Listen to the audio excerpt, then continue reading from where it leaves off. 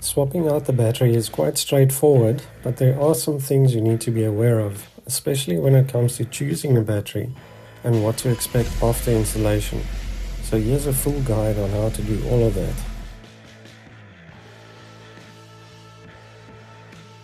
It's good practice to disconnect the negative terminal first before working on anything else. And there's more info on that in this video link on the screen. Then the positive terminal, you don't need to remove the nuts completely, just enough to loosen the clamp. The battery is secured with an L-shaped bracket down here at the base, but with limited space, it might test your patience.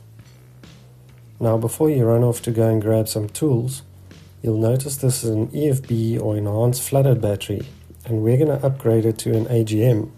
So more on that in a bit. For now, focus all your efforts on removing that bracket to get the battery removed.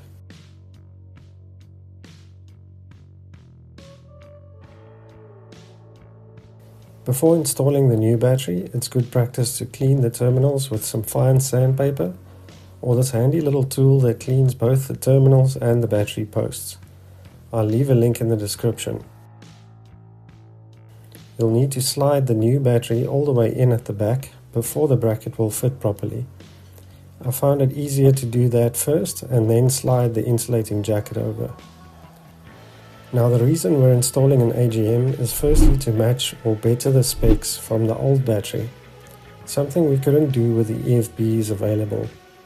And secondly, the car has stop-start with a battery management system or BMS, so it can optimize charging for that specific battery type. I'll show you how to identify whether BMS is present a bit later in the video. If you find these videos helpful, I hope we've earned your subscription by now, but even a like or a super thanks will be appreciated. Once the battery is secure, the terminals can be connected, but this time the positive goes on first. Extending the clamp with a screwdriver works well to seat the terminal as low as possible. And if the terminal can't move around by hand, that's tight enough.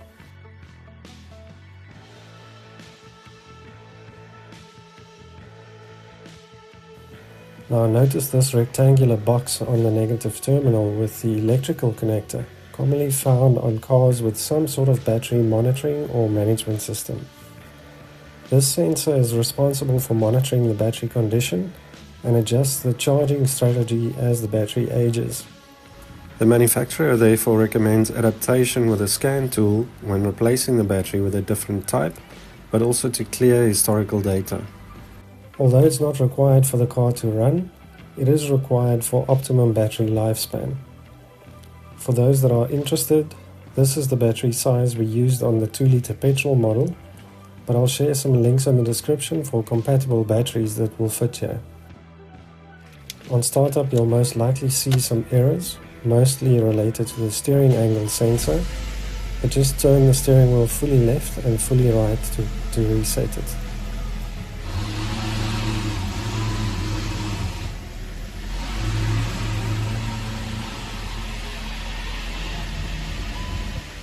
The tire pressure warning will clear after a bit of driving. There's no radio code required, but you'll just need to set the time. Now that you've mastered installation, learn how to maximize the life out of your car battery by watching this video.